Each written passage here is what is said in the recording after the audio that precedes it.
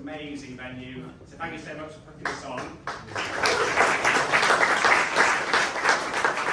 Charlie's just going to do a quick 5-minute introduction about himself, Foresight, and what they offer, and then we'll get on with the equally as fun stuff. Good evening all, welcome. Thank you for coming. A bit of housekeeping very briefly. Firstly, it's quite toasty in here. I've done the best I can, but apparently waiting for a part for the aircon. So fancy offices, aircon doesn't work. The toilets are back through the doors you came in. Ladies on the left, gents on the right. Your passes are pretty useless. In fact, they don't get you in or out. So if you need to go, there will have to be someone letting you back in. Hopefully, kind of staff and host will help you. The ladies on reception will be going home very soon, so maybe go out ahead. Also, we're not expecting any fire alarms. I'm a fire warden, so if we hear a fire alarm, it's legit and you're meant to follow me. But hopefully none of that will happen. As you are in Foresight's offices, quick introduction to Foresight, what we do, who we are. Has anyone in the room heard of Foresight Group before this? Okay. So very, very briefly, so we're one of the biggest investment asset management companies in the UK. We're listed on the FTSE 250, and the main structure of our business is private equity and UK infrastructure. So we're some of the biggest investors in private equity across the UK and in Europe, but also we're some of the biggest investors into renewable energy, forestry, fibre broadband, etc., etc. So 70% of what we do is managing money on behalf of institutions through those asset classes, private equity and infrastructure, and about 30% of what we do is for retail investors across tax-efficient products. So has anyone in the room heard of a VCT? Okay, anyone heard of an EIS? And you may have heard following the budget, BPR, business property relief, which is about inheritance tax money. So we're one of the leaders, or some of the leaders in all of those areas. Venture Capital Trust, quick intro for those that don't know. Not many of you have heard of VCT, but I'm sure all of you have heard of income tax. I'm sure many of you would like to pay less income tax. A VCT, alongside things like pension planning, is a great way to try and get some of that income tax relief back from the government. There's tax incentives in order to do so. EIS, again, is another means in which you can do that, structured differently to VCTs. And then business property relief is a way of managing inheritance tax problems. So some of you in the room, whether it's for you personally or family and friends, family members may have an inheritance tax liability. Foresight is one of the biggest investors into inheritance tax products. I'm not going to be taking the stage for any time today. I'm going to be hovering around. So if any of those areas that I've mentioned would be of interest, please let me know. There are financial advisors in the room as well who can also support those conversations. That's it from me. Feel free to find me if you've got any questions. That's what we do here at Foresight Group. Enjoy your evening. Thank you very much. Is this on? Yes, it is. Right. Firstly, thank you very much for that. I think it's really important that people understand the quality of financial products. I think there's a number of people in this room that are having the unfortunate position of starting to build up extra cash in their businesses, and it's a really good way of utilising it. So first, I just want to say thank you very much for everyone for coming along. It's incredible to see all of you in the room. Three and a half years ago, it was just me, and now I can see a lot of yellow tags here for people that have joined us over the course of these 3.5 years. So I'm going to talk a little bit of my journey, just a bit about me. I'm not going to take most of the stage. I'm going to hand that over to James, who's my incredible right-hand man, but also surpassed what I've managed to achieve, and I think when you hear his story, it's absolutely incredible. And then we have the lovely Elsa from the Lever, who is our lettings queen. Round of applause for that. And then Anthony, who also has got exceptional knowledge in lettings. We're very fortunate to have him join us very recently, actually, after many, many years working for various other corporates. But he'll be here to answer questions that you may have about the reform Renters' Rights Bill, and also any other questions. So if you can hold the questions for the end. So let's just talk about myself really for 10 minutes, and then I'll hand it over to everyone else. So I can't say I'm the founder, because I'm not. I'm just one of the first people that came into joining this eXp life back in 2021. But just before that, I'll just give you some background on who I am and where I came from. So I started my career in 2006 for this company, Oxford. I think there are quite a few people in this room that actually were in that group of people. There's quite a lot, yeah. I think probably if you look in the industry, I would say probably 50% of the people who are successful at some level have been through those doors. It was an incredible boot camp. It was a very progressive business at the time when I joined it, from what was the very old school estate agency wall-up desks to this incredible brand that they built. And at the time, I finished my degree. I got a degree in zoology, and then went, "Ooh, what do I do?" And like many people, fell into this agency because they gave me this little mini. So that was where it was, and I was there for 11 years, which is probably longer than necessary. But I got to that point, and I started to have children. I had my youngest son, who was 1 year old at the time, and was hardly seeing him. So I thought, well, I need to do something different, and I moved on to working for this company for about a year, which actually working in construction. I learned a lot about the new build sector, which was really exciting. But they were 3 guys in a little room in Waterloo, completely the opposite.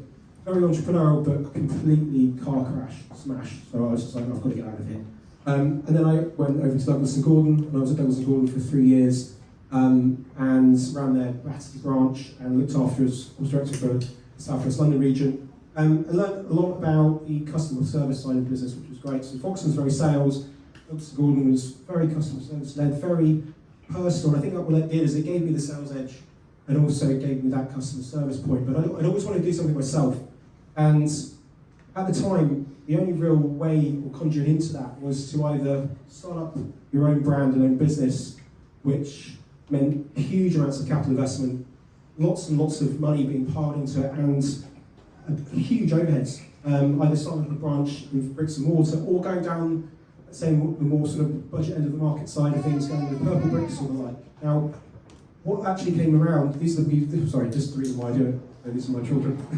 And I thought I'd put that in there. That was the kind of catalyst. It was spending time with these people and wanting to have my own autonomy and run my own thing. And at the time, the options, as I said, were limited, but there was just this sort of new thing coming in from the States, and that was the brokerages. Not just from the States, because there were a couple of homegrown options as well. So likes of Movely, Harding Green, which you probably heard of, from the London broker.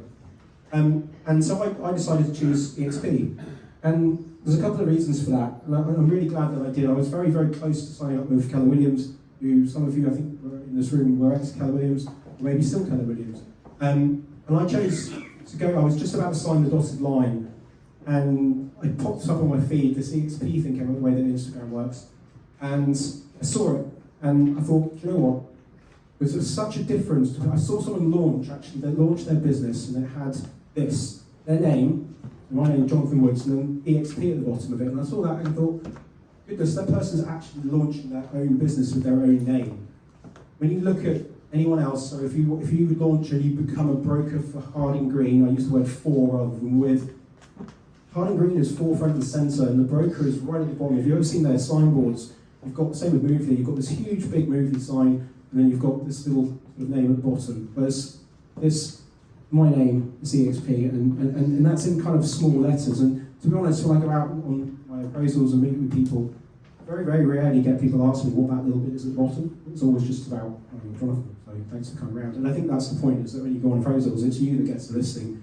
The brand tends to get to your door. And James is going to talk about all the way that you build that personal brand and how you get your leads and all of that thing. But I worked, and I signed up, and it was just me. I think there was probably 3 or 4 other people in London.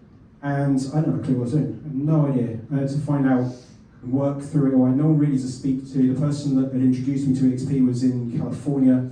I had no idea about the British market at all, and also had a 10-hour time difference. So really I was just sort of floundering around, but I managed to do all right. This is my signboard. You can see what it looks like. And again, for the general public, this is my business. It's not branded. It's not eXp up here. It's me. And that's what really drew me to it and I really liked. So I worked really hard. It took me a month to get my first listing. I know there are people in this room that have come in and got listings literally within weeks, or within the first week. I got one, and then I worked for a month to try and sell it, and I got my first exchange, and it took 7 months to go through. But gradually I started to build up, and I managed to cap in my second year. Just for the people in the room that don't know what capping is, it's hitting our sort of target, which then means that instead of having our splits, which again James will talk about later, we get 100% of our commissions. And I work very hard, and one of the things that I really found worked exceptionally well, which is what I wanted to share with you guys as a little nugget of information. It's about guide pricing, because I think for those of you that have come from estate agency backgrounds, we're very much focused, or have been always taught to go with an asking price, and that was to try and work out a price for a property, get fixated on really how much it's worth, looking at comparables. And I moved away from that, and what I moved to what was called guide pricing. And guide pricing is very different, because what it does, for those of you that are estate agents, when you go on that viewing and you get to the end of that viewing and someone asks you, what do you think the client will take? So rather than then turning around and colluding with the buyer, you're actually pushing the negotiations back onto the agent and to the buyer itself, rather than then colluding with the buyer to then find what your client might take. And so I'll give you a prime example of that. I had a property in Balham, it was SW12, and it'd been on the market with another agent for about 2.5 months. Client wanted somewhere in the region of 750, so they had it on at 775,000 for 2.5 months. And I took that property on, and we looked at the price brackets. Now, this photograph actually shows it different. So before, until about a week ago, or less than a week ago, it went 700 to 800. So there's a huge price difference between 700 and 800. The moment you put a property on above 700, so if you put it on at 725, 750 or 775, you block out every single buyer at the 700,000 bracket. So all you're doing is you're just showing to someone with 800. What I did is I put it on at 700,000, we had 4 offers within 5 days ago live, managed to negotiate that up and actually closed at 776,000. Literally within a week. Thank you very much for that. But anyway, just as a point on that, Rightmove have obviously seen and realised that 700 to 800 is huge, and they put in now a 750 bracket, which makes it a little bit easier. But guide pricing is the way forward. I think for James uses it extensively. A lot of the agents that are very successful use guide pricing. You get it on, don't guide it above it, guide it below. Get it below the value and use it as almost, I use the terminology like eBay. It's a bid point. It's not a asking price, it's a bid point. The asking price for that was 775. The start price is 700. The buy it now price, 795. If you tell me 795, I can literally, don't even have to call the client. I just go, bing, done. 700 is your start point. And it works so well, I love it. And if you look at my listings, you'll see every single one of them, bar maybe 1 or 2 where the client just will not do it. If you are interested to know about psychology and the sort of the chats that we have, and I can talk about it afterwards. So anyway, just to show sort of the journey that we go through with eXp, and I went off to Orlando in 2023, and that was my sort of real first eye-opener to what this business is and how big it is. We have this little island that we live on, and still the eXp thing is very, very unknown. And I went over to the States for this conference, as they call it, at the time it was the Shareholders Summit. And there was 5,000 whooping and shouting with Americans at 9 a.m. in the morning, and the energy that it brought, and just seeing the bigger picture from it just blew my mind. And I came back so energized. I remember talking to James at the time, who was the very first person I introduced into eXp myself. And he was just like, oh, you're on some kind of steroids or something. Literally, I just can't stop talking. And it's exactly how you are now, having come back from Miami and from Cabo. It just blew my mind. And you know, at the end of that conference, as a thank you to the people that had come, eXp hired out the whole of Islands of Adventure. I'm a big roller coaster fan. I was just like a kid. It was incredible. They paid for it. It was 3 hours of just us. There was about 3,000 people for a park that takes 150,000. And I went on the Velociraptor ride 8 times, literally round and round and round. It was amazing. And so it just made me start thinking. I went to Las Vegas for eXp Con in 2024. Again, fantastic trip, 5 days of absolute power Americanism, but I came back with so much ideas, and that's really where this has started to come from. The events that we're now doing are, you know, with, I don't know how many people we've got in the room at the moment, but we started off, I remember going to one which was 2 years ago, maybe with 5 or 6 people in the room, and now, this is, as they always say in America, this is the smallest this will ever be. It's so exciting seeing the growth, and I'm going to show you where that goes to in a minute. Here's a picture of the guru, which is Mr. Brent Gove. He came into business in America back in 2017, I believe, and now has built an organisation of over 40,000 agents worldwide. One day we will be there. But this is a graph that shows our organisation over the last 3.5 years. This is not eXp Global, this is the org, as I now call it, or as we've kind of just taken as a moniker. So agent number 1 here, James Hughes, that was in 2022 of January. And you can see it took us a little while to start getting some people. But look at the way this growth curve goes. If you're not a mathematician, but that looks like an exponential growth curve to me. And that is what I find so incredible, that within the space of 3.5 years, we've gone from 1 to now 80 members. And I'll just show you the next graph, which basically shows the numbers of members joining us over on a monthly basis. So here we're looking at 1 per month. And then we fast forward to here in 2024 in January, in July, we're doing 6 a month, 11, and now we're averaging 10 joining every single month. And there's a reason for that, and it's not just the eXp thing, it's this organisation, it's what we call the org, it's the support and the collaborative network that we've built, and it's also the collective work of a number of eXp agents within this group here that have engaged in starting to talk about the opportunity that's available. And of course, that's why I talk about it all the time, because of what it's created for me and my family. And that's why I just wanted to show you this slide here. So my why is to spend time with my kids and to spend time with my family. I love real estate, but I also love time. My father died when I was 28, and he didn't get much time. And I want to spend as much time as I can do with these people. And my business has allowed me to go to some incredible places and still to be able to run it. And that doesn't come with employment, it comes with building your own thing and running your own dreams. So that's me, and this is the org. And I'm going to fast over to one of the most incredible people.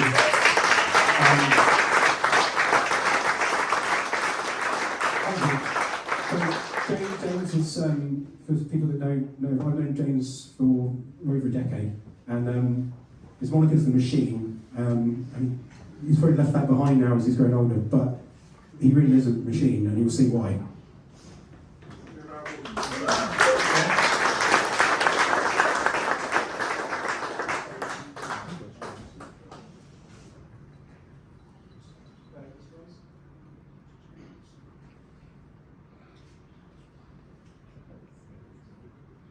Cool, amazing. So we're going to be talking about lead generation blueprint for a £400,000 year. A bit about myself, my body career, I joined Foxtons in Battersea as the lettings agent initially, 2000.